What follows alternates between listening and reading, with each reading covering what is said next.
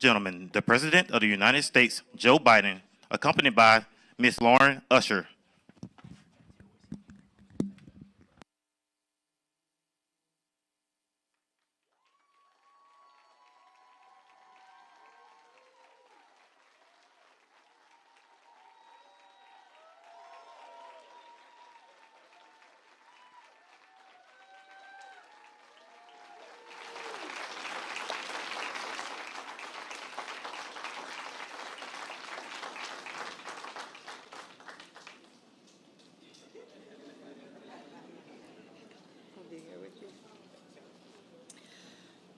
When I enrolled as an undergraduate at the University of Pennsylvania, my grandmother gave me a manuscript written by her great-grandfather, J.B. Stratford. It was a memoir that began with J.B.'s father buying his own freedom from enslavement in Versailles, Kentucky, and continued through J.B.'s life as a successful business owner and hotelier in Tulsa, Oklahoma. It was by reading this memoir that I understood a part of family history that had only been spoken about in whisper. The Tulsa Race Massacre that had destroyed our family business and criminalized our patriarch, J.B. Stratford. Educated at Oberlin College and Indianapolis Law School, J.B. had a hotel business in Tulsa that would have been worth over $2 million in today's money.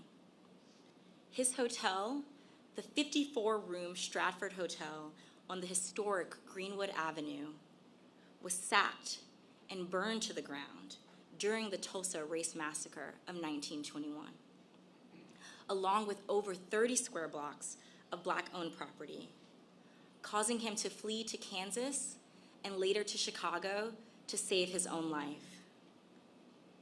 He was falsely indicted for inciting the riot by an inflamed white grand jury, for daring to stand up with his community to stop a mob from breaking into the jail and lynching a Black teenager named Dick Rowland, sparking the backlash which ended in the grievous massacre. My family worked to get these charges against JB dropped posthumously. I know how lucky I am to have this family history passed down from generation to generation. This history was the one thing that they were not able to steal from us. But as thankful as I am to know my history, I understand that history has no firm line to divide it from the present.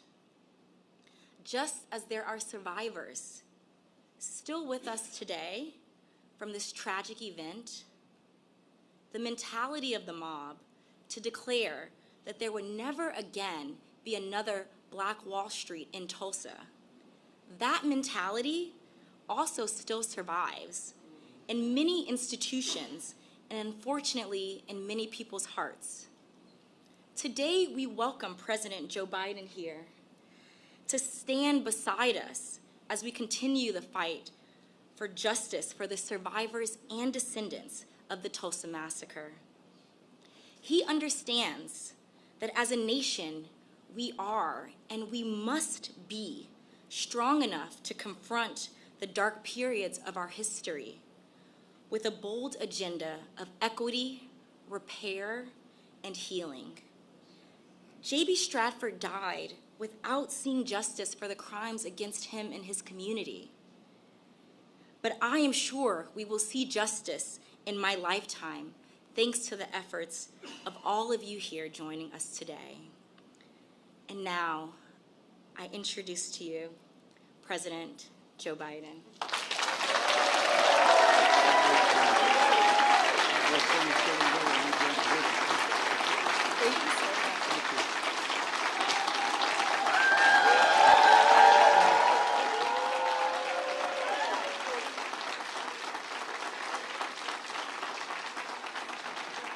Well, thank you. Please, if you have a seat, sit down. And I got to make one check.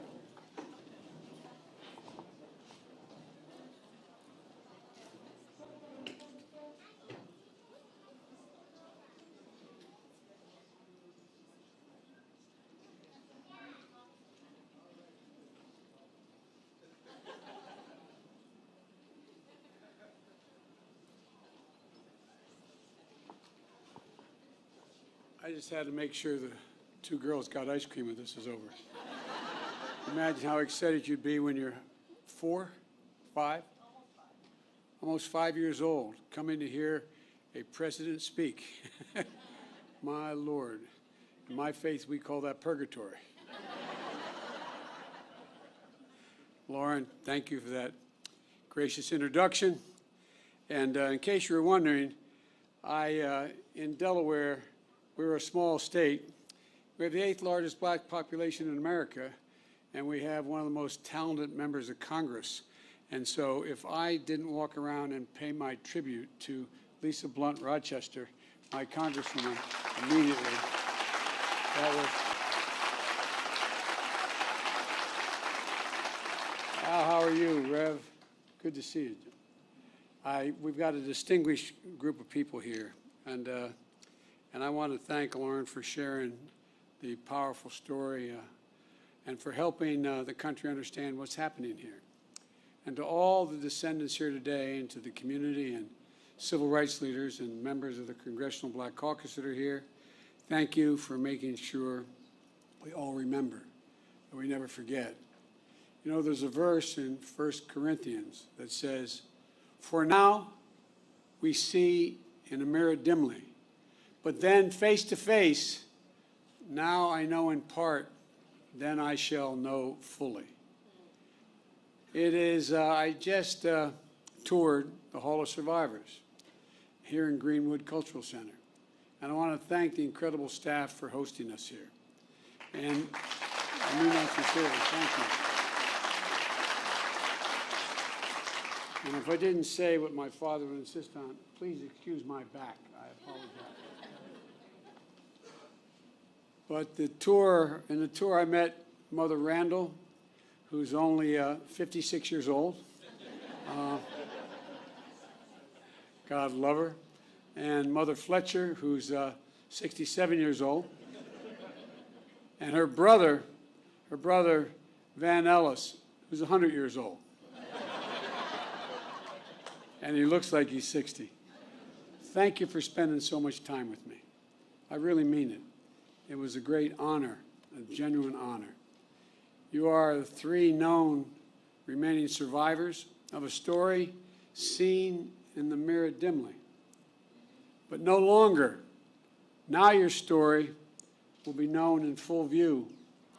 The events we speak of today took place 100 years ago, and yet I'm the first president in 100 years ever to come to Tulsa. And I say that not as a compliment about me, but to think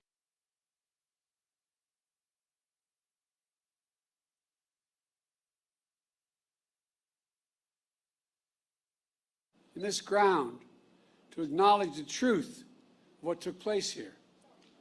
For much too long, the history of what took place here was told in silence, cloaked in darkness.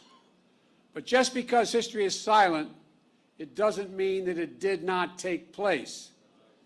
And while darkness can hide much, it erases nothing. It erases nothing. Some injustices are so heinous, so horrific, so grievous, they can't be buried, no matter how hard people try. And so it is here, and so it is here. Only with truth can come healing and justice and repair, only with truth, facing it. But that isn't enough. First, we have to see, hear, and give respect to Mother Randall, Mother Fletcher, and Mr. Van Ellis.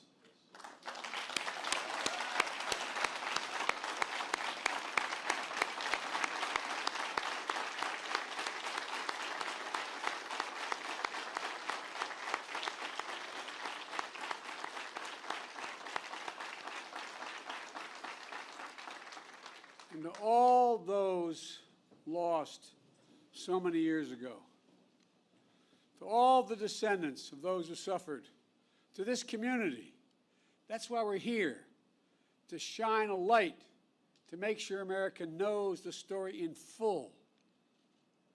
May 1921, formerly enslaved black people and their descendants are here in Tulsa, a boomtown of oil and opportunity and a new frontier. On the north side, across the rail tracks that divided the city already segregated by law, they built something of their own, worthy of their talent and their ambition. Greenwood, a community, a way of life. Black doctors and lawyers, pastors, teachers, running hospitals, law practices, libraries, churches, schools. Black veterans, like the man I had the privilege of giving a command coin to, who fought, volunteered and fought and came home and still face such prejudice.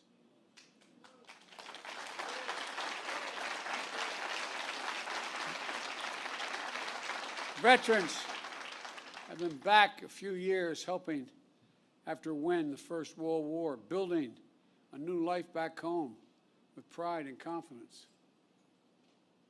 For a mom, and there were at the time, mom and pop black diners, grocery stores, barbershops, tailors, the things that make up a community.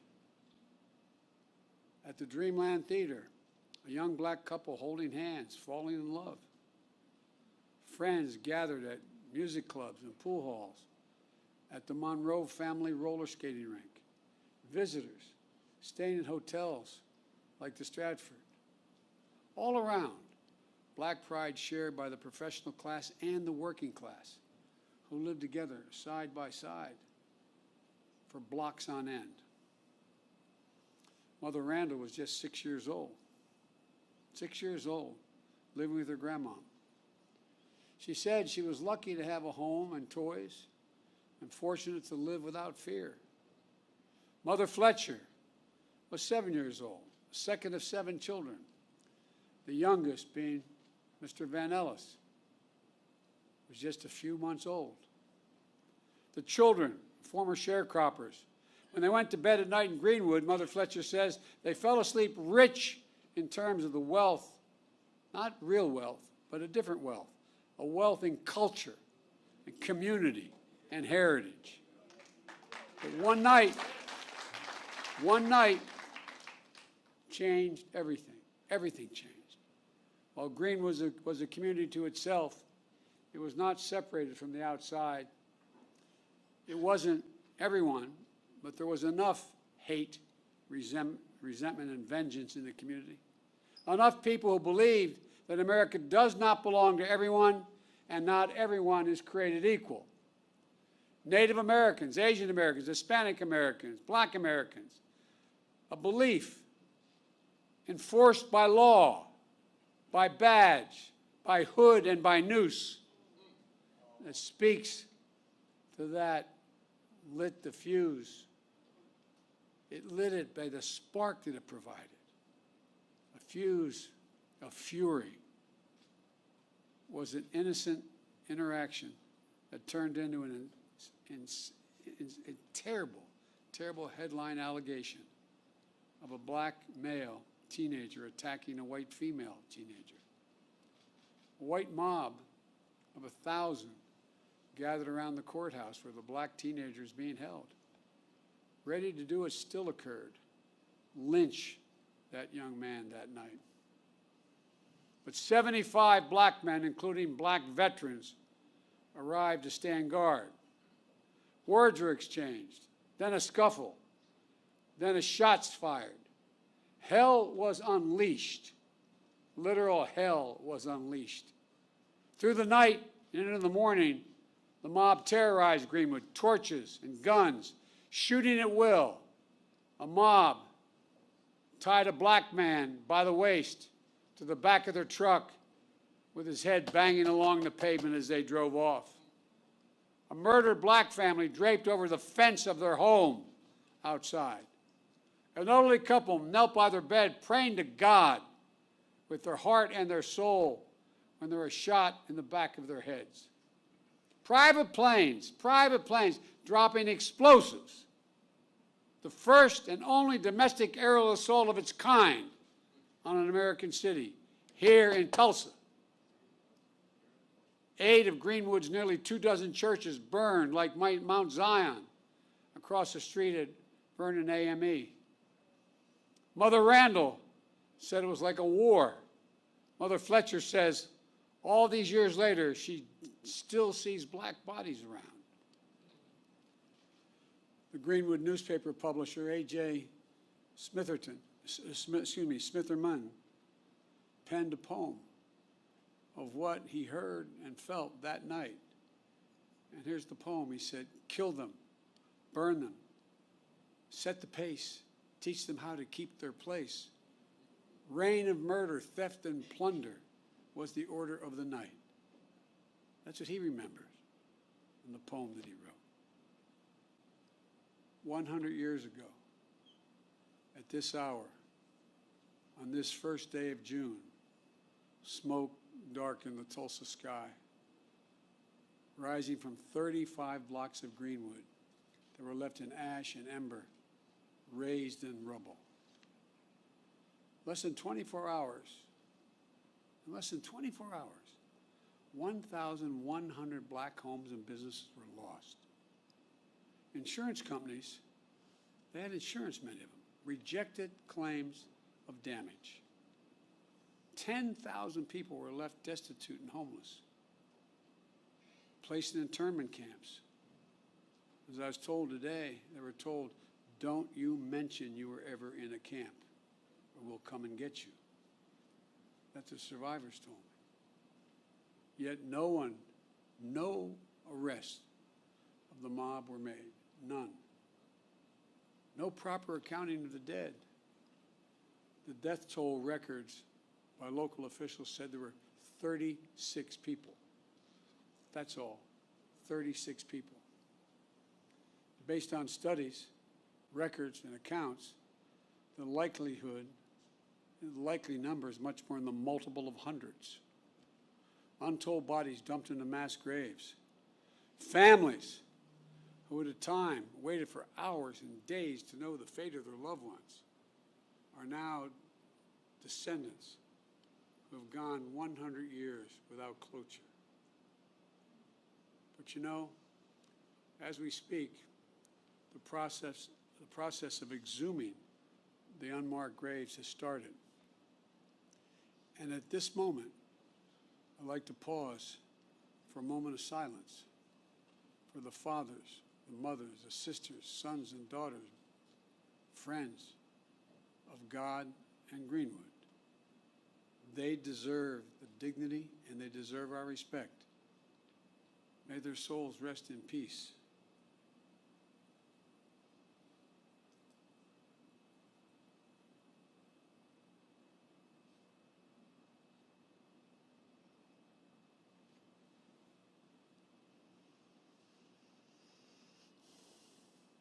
My fellow Americans, this was not a riot. This was a massacre.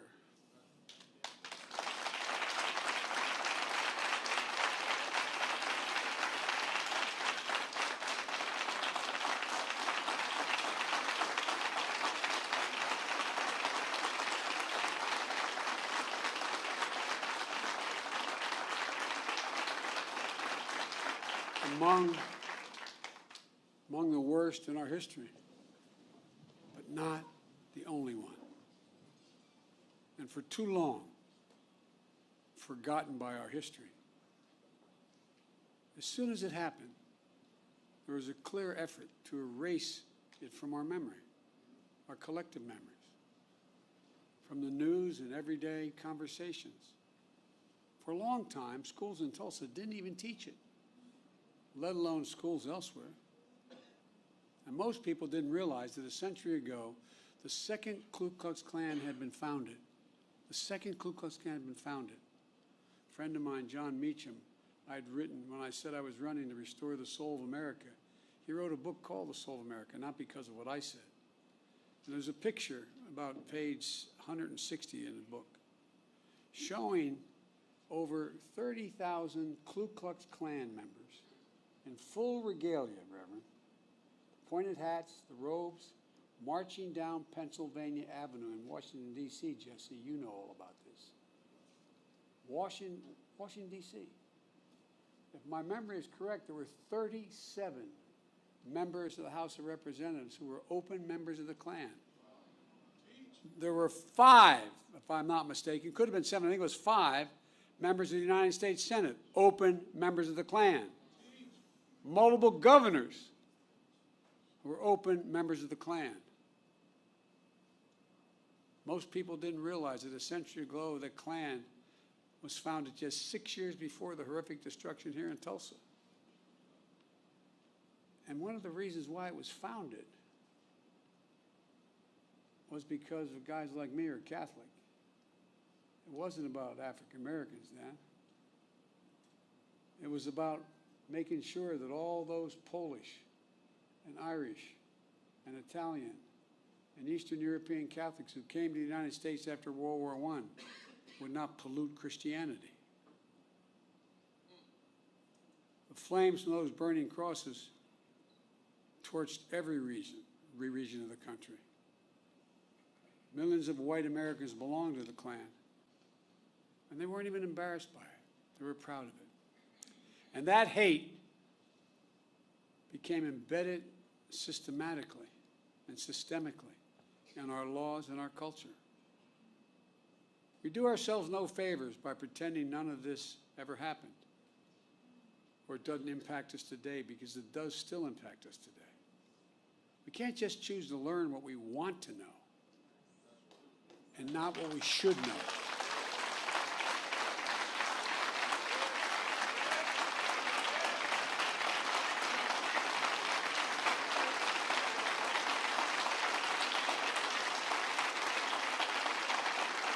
We should know the good, the bad, everything. That's what great nations do. They come to terms with their dark sides. And we're a great nation.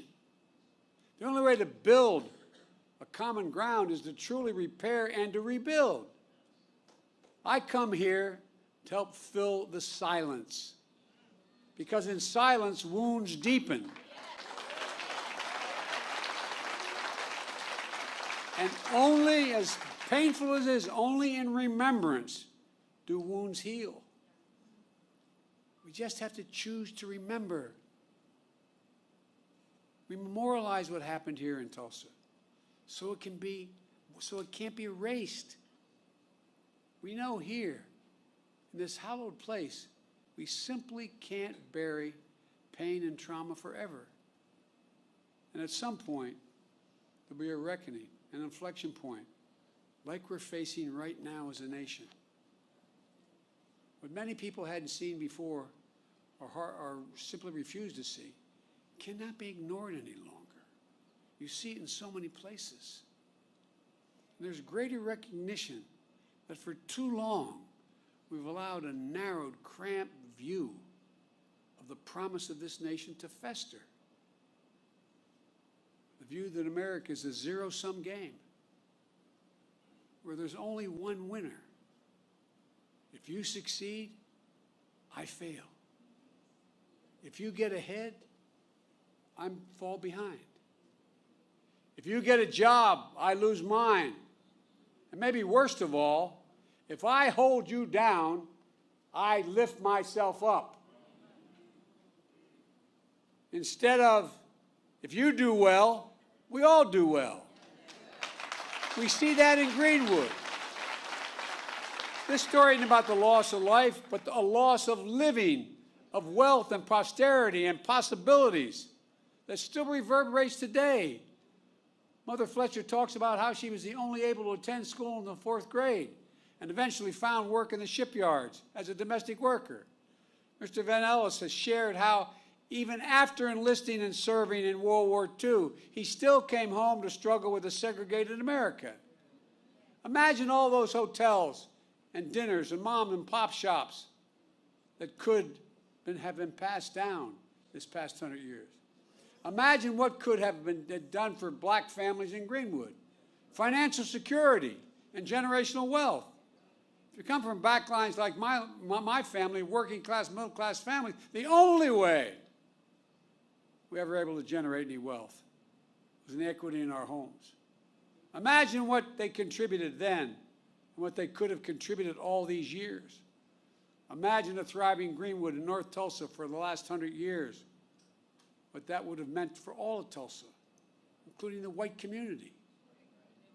While the people of Greenwood rebuilt again in the years after the massacre, it didn't last. Eventually, neighborhoods were redlined on maps, blocking black Tulsa out of home ownership. A highway was built right through the heart of the community. Lisa, I was talking about our west side, what 95 did after we were occupied by the military, after Dr. King was murdered. The community, cutting off black families and businesses from jobs and opportunity. Chronic underinvestment from state and federal governments denied Greenwood even just a chance of rebuilding. We must find the courage to change the things we know we can change. That's what Vice President Harris and I are focused on, along with our entire administration, including our Housing and Urban Development Secretary, Marcia Fudge, who's here today.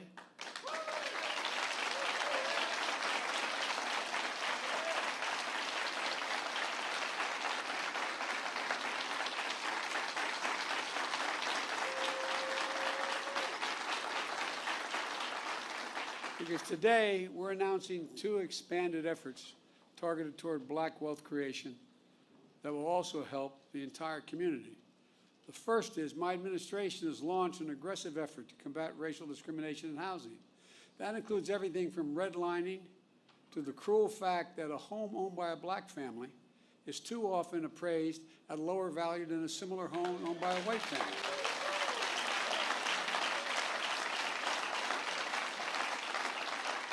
And I might add, and I need help if you have answered this one, I can't figure this one out, Congressman Horsford, but if you live in a black community and there's another one on the other side of the highway, it's a white community, it's built by the same builder, and you have a better driving record than the guy with the same car in the white community, you're getting paid more for your auto insurance.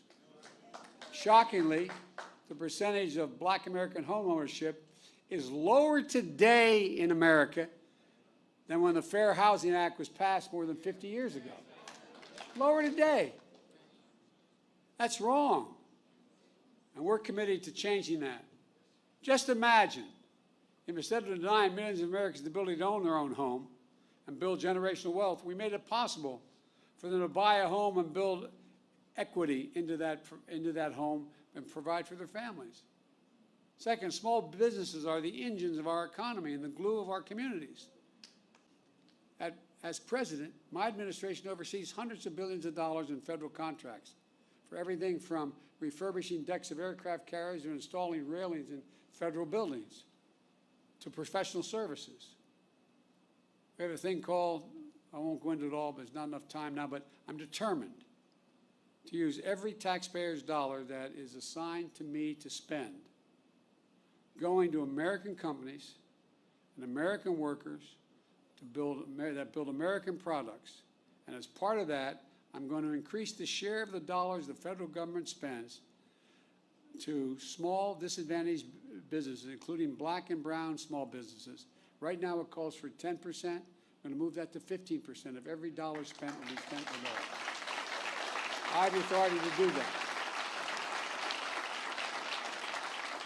Just imagine if instead of denying millions of entrepreneurs the ability to access capital and contracting, we made it possible to take their dreams to the marketplace to create jobs and invest in our communities.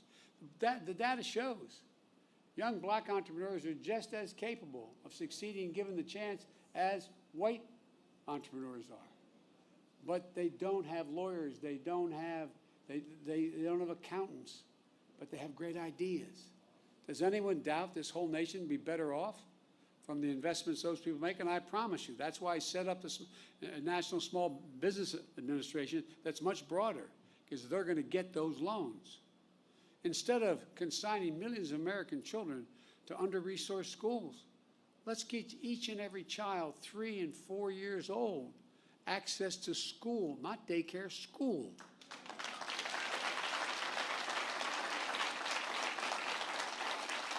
In the last 10 years, studies have been done by all the great universities. It shows that it will increase by 56% the possibility of a child, no matter what background they come from, no matter what. If they start school at 3 years old, they have a 56% chance of going all through all 12 years without any trouble and being able to do well. And a chance to learn and grow and thrive in a school and throughout their lives. And let's unlock more than an incredible creativity and innovation that will come from the nation's historically backed colleges and universities. No, I have a $5 billion a year program giving them the resources to invest in research centers and laboratories in high-demand fields to compete for good-paying jobs in industries of the future like cybersecurity. The reason why they don't, their students are equally able to learn as well and get the good-paying jobs that start at $90,000 and $100,000, but they don't have the money to provide and build those laboratories. So guess what? They're going to get the money to build those laboratories. So instead of just talking about infrastructure, let's get about the business of actually rebuilding roads and highways, filling the sidewalks and cracks, installing streetlights and high-speed internet, creating space to live and work and play safely. Let's ensure access to health care, clean water, clean air, nearby grocery stores, stocked with fresh vegetables and food that, in fact, deal with. I mean, these are all things we can do. Does anyone doubt this whole nation will be better off with these investments? The rich will be just as well off, the middle class will do better, and everybody will do better. It's about good paying jobs, financial stability, and being able to build some generational wealth. It's about economic growth for our country and outcompeting the rest of the world, which is now outcompeting us. But just as fundamental as any of these investments I've discussed is maybe the most fundamental: the right to vote. The right to vote.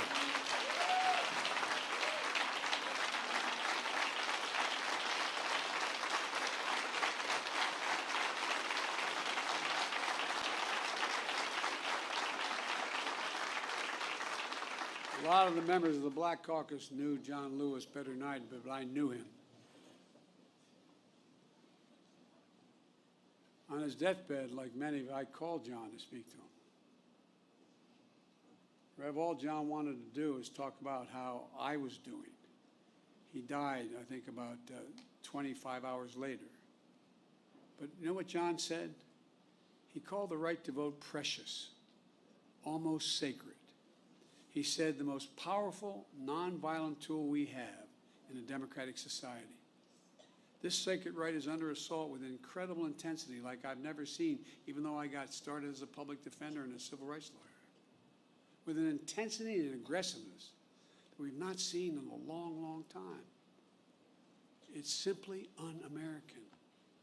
It's not, however, sadly, unprecedented. The creed, "We shall overcome," is a long-time mainstay of the civil rights movement, as Jesse Jackson can tell you better than anybody. The obstacle to progress that have to be overcome are a constant challenge. We saw it in the 60s, but with the current assault is not just an echo of a distant history. In 2020, we faced a tireless assault on the right to vote. Restrictive laws, lawsuits, threats of intimidation, voter purges, and more. We resolved to overcome it all, and we did. More Americans voted in the last election than in the midst of a pandemic, than any election in American history. You got voters registered. You got voters to the polls. The rule of law held. Democracy prevailed. We overcame. But today, let me be unequivocal. I've been engaged in this work my whole career, and we're going to be ramping up our efforts to overcome again. I will have more to say about this at a later date, a truly unprecedented assault on our democracy, an effort to replace nonpartisan election administrators and to intimidate those charged with tallying and reporting the election results. But today, as for the act of voting itself, I urge voting rights groups in this country to begin to redouble their efforts now to register and educate voters. And in June should be a month of action on Capitol Hill. I hear all the folks on TV saying, why doesn't Biden get this done? Well, because Biden only has a majority of effectively 4 votes in the House and a tie in the Senate, with 2 members of the Senate who vote more with my Republican friends. But we're not giving up. Earlier this year, the House of Representatives passed For the People Act to protect our democracy. The Senate will take it up later this month, and I'm going to fight like heck with every tool at my disposal for its passage. The House is also working on the John Lewis Voting Rights Act, which is critical to providing new legal tools to combat the new assault on the right to vote. To signify the importance of our efforts, today I'm asking Vice President Harris to help these efforts and lead them among her many other responsibilities. With her leadership and your support, we're going to overcome again, I promise you, but it's going to take a hell of a lot of work. And finally, we must address what remains the stain on the soul of America. What happened in Greenwood was an act of hate and domestic terrorism with a through line that exists today still. Just close your eyes. And remember what you saw in Charlottesville 4 years ago on television. Neo-Nazis, white supremacists, the KKK, coming out of those fields at night, Virginia, with lighted torches, the veins bulging on their, as they were screaming. Remember, just close your eyes and picture what it was. Well, Mother Fletcher said when she saw the insurrection at the Capitol on January the 9th, it broke her heart. A mob of violent white extremists, thugs, said reminded her of what happened here in Greenwood 100 years ago. Look around at the various hate crimes against Asian Americans and Jewish Americans. Hate that never goes away. Hate only hides. Jesse, I think I mentioned this to you. I thought after you guys pushed through with Dr. King, the Voting Rights Act and the Civil Rights Act, I thought we moved. What I didn't realize, I thought we had made enormous progress, and I was so proud to be a little part of it. But you know what, Rev? I didn't realize hate's never defeated. It only hides. It hides. And given a little bit of oxygen, just a little bit of oxygen by its leaders, it comes out of there from under the rock like it was happening again, as if it never went away. And so, folks, we must not give hate a safe harbor. As I said in my address at the joint session of Congress, according to the intelligence community, terrorism from white supremacy is the most lethal threat to the homeland today. Not ISIS, not Al-Qaeda, white supremacists. That's not me. That's the intelligence community under both Trump and under my administration. 2 weeks ago, I signed into law the COVID-19 Hate Crimes Act, which the House had passed, and the Senate. My administration will soon lay out our broader strategy to counter domestic terrorism and the violence driven by the most heinous hate crimes and other forms of bigotry. But I'm going to close where I started. To Mother Randall, Mother Fletcher, Mr. Van Ellis, to the descendants, and to all survivors, thank you. Thank you for giving me the honor of being able to spend some time with you earlier today. Thank you for your courage. Thank you for your commitment. And thank your children and your grandchildren and your uncle and your nieces and your nephews. To see and learn from you is a gift, a genuine gift. Dr. John Hope Franklin, one of America's greatest historians, Tulsa's proud son, whose father was a Greenwood survivor, said, and I quote, "Whatever you do, it must be done in the spirit of goodwill and mutual respect and even love. How else can we overcome the past and be worthy of our forebears and face the future with confidence and with hope?" On this sacred and solemn day, May we find that distinctly Greenwood spirit that defines the American spirit, a spirit that gives me so much confidence and hope for the future, that helps us see face to face a spirit that helps us know fully who we are and who we can be as a people and as a nation. I've never been more optimistic about the future than I am today. I mean that. The reason is because of this new generation of young people. They're the best educated, they're the least prejudiced, they're the most open generation in American history. And although I have no scientific basis for what I'm about to say, but those of you who are over 50, how often did you ever see advertisements on television with black and white couples? Not a joke. I challenge you, find today, when you turn on the stations, sit on one station for 2 hours, and I don't know how many commercials you'll see, lay 8 to 5. 2 to 3 out of 5 have mixed race couples in them. That's not by accident. They're selling soap, man.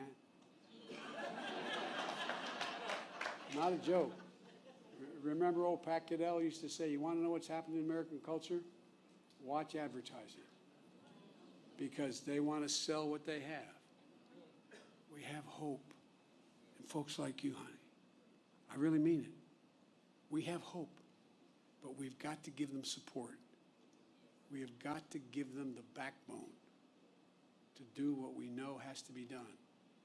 Because I doubt whether any of you would be here if you didn't care deeply about this. You're sure the devil didn't come to hear me speak. But I really mean it. I really mean it. Let's not give up, man. Let's not give up. As the old saying goes, hope springs eternal. I know we've talked a lot about famous people, but my colleagues in the Senate used to always kid me because I was always quoting Irish poets. They think I did it because I'm Irish. They think I did it because, as we Irish, we have a little chip on our shoulder, a little bit sometimes. That's not why I did it. I did it because they're the best poets in the world. You can smile, it's okay, it's true. There's a famous poet who wrote a poem called The Curate Troy, Seamus Heaney. And there's a stanza in it that I think is the definition of what I think should be our call today for young people.